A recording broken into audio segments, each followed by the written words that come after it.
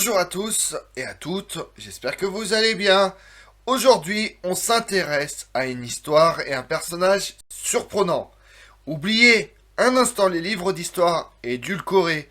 Et si je vous disais que la véritable histoire de Louis XIV, le roi Soleil, le roi absolu, est largement influencée par les ragots et les griefs personnels d'un seul homme vivant à la cour. Personnage central de la cour de Versailles, Louis de Rouvroy, duc de Saint-Simon, incarne l'une des figures les plus fascinantes de la noblesse française à la charnière des XVIIe et XVIIIe siècles. Principalement connu pour ses mémoires, vastes fresques couvrant la fin du règne de Louis XIV et la Régence, Saint-Simon offre un témoignage unique sur la société de cour et les mécanismes du pouvoir sous l'Ancien Régime. Cet essai se propose d'analyser la vie du duc et le contexte historique de son œuvre, la structure et les thèmes majeurs dans ses mémoires, ainsi que l'impact durable de ses écrits sur la littérature et l'historiographie française. Vous voulez en savoir plus sur le duc de Saint-Simon? Venez avec moi. Né le 16 janvier 1675 à Paris, Louis de Rouvroy est issu d'une famille de la noblesse récente, anoblie par son père, Claude de Rouvroy, élevé à la dignité ducale par Louis XIII. Dès son plus jeune âge, Saint-Simon est imprégné des valeurs de la noblesse d'épée et nourri d'une profonde admiration pour les traditions aristocratiques. Il entre très tôt à la cour de Versailles, où il obtient le titre de duc et pair de France, ce qui lui confère un statut prestigieux, mais aussi une position ambiguë au sein de la noblesse de cour, souvent dominée par les favorites et les nouveaux venus. Sa carrière militaire, amorcée en 1692 lors de la guerre de la Ligue d'Augsbourg, s'avère brève et décevante. Saint-Simon renonçant à l'armée en 1702, frustré par le favoritisme et l'absence de reconnaissance de ses mérites, il consacre alors l'essentiel de son activité à la cour, où il s'attache à défendre les droits et les privilèges de la pairie, tout en observant avec acuité les intrigues et rivalités qui animent le cercle royal. Marié à Marie-Gabrielle de Dufort, il mène une existence partagée entre ses obligations mondaines et une retraite studieuse, accumulant notes et observations qui nourriront plus tard ses mémoires. Le témoignage de Saint-Simon par ses mémoires qu'il nous a laissés pour la postérité s'inscrit dans une période charnière de l'histoire de France, marquée par la centralisation monarchique et la transformation profonde des structures sociales. Sous le règne de Louis XIV, 1643-1715, la cour de Versailles devient le centre névralgique du pouvoir absolu, où la noblesse est domestiquée par l'étiquette et les faveurs royales. La fin du règne est assombrie par les défaites militaires, même si on reprend du courage à partir de 1709, les difficultés économiques, les tensions religieuses qui ébranlent la toute-puissance du roi Soleil. La Régence, 1715-1723, assurée par Philippe d'Orléans après la mort de Louis XIV, bien que Louis XIV avait refusé Philippe d'Orléans qui soit entièrement régent et seul, mais ça c'est une autre histoire, la Régence donc ouvre une période d'incertitude, mais aussi de relative liberté politique et intellectuelle. Saint-Simon, proche du régent, espère voir triompher ses idéaux aristocratiques et la restauration de l'influence de la duché et prairie. Cependant, il assiste à la montée de nouvelles élites et à la transformation progressive des institutions, prélude au bouleversement du siècle des Lumières. Il faut rappeler que les régents n'est pas le pire de tous, comme on a pu le lire dans certaines chroniques ou récits historiques. Le régent a ses défauts, certes, mais il doit faire avec l'héritage lourd de l'étiquette de Louis XIV, et il fait ce qu'il peut. Il n'est pas exempt de tout reproche, mais il n'est pas non plus le régent maléfique et incompétent comme on peut le lire si souvent.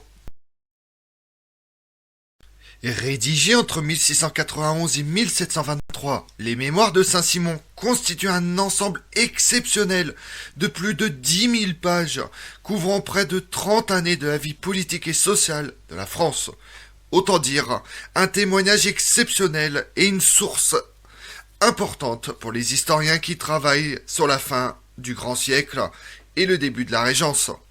L'auteur retrace avec minutie les événements majeurs, les querelles de cour, les portraits de souverains, de ministres et de courtisans, mais aussi les détails de l'étiquette et les usages du pouvoir, qui nous permettent de comparer la Régence avec Louis XIV. La structure des mémoires se caractérise par une alternance de récits chronologiques et de digressions thématiques, où Saint-Simon mêle l'anecdote à la réflexion politique et morale. Parmi les thèmes majeurs, on révèle la dénonciation du favoritisme, la défense des privilèges aristocratiques, la critique de l'absolutisme monarchique, mais aussi l'analyse des caractères et des passions humaines.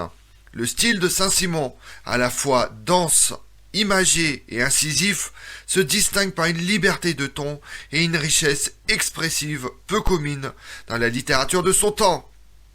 Un témoignage important, comme j'ai déjà dit, mais on aime ou on n'aime pas Saint-Simon, il n'y a pas de juste milieu. Mais il ne faut pas prendre au pied de la lettre tout ce qui est écrit dans les mémoires. Saint-Simon n'est pas totalement impartial. Les mémoires de Saint-Simon constituent une source précieuse pour l'historien, offrant une plongée sans équivalent dans les arcanes de la cour de Versailles. Dans le même style, mais sans retenue et sans langue de bois, on peut citer les écrits et les mémoires de la princesse Palatine. Leur valeur tient à la précision des observations, à la diversité des informations et à la vivacité des portraits. Toutefois, il convient de nuancer cette appréciation par la prise en compte de la subjectivité de l'auteur. Saint-Simon n'est pas un chroniqueur impartial, mais un acteur engagé, mu par ses propres intérêts, ses amitiés et ses inimitiés.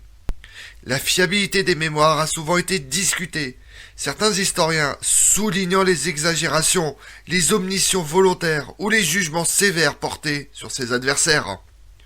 Néanmoins, la richesse du témoignage, la profondeur des analyses et la capacité de l'auteur à saisir les ressorts psychologiques des personnages en font un document irremplaçable pour comprendre la société d'Ancien Régime.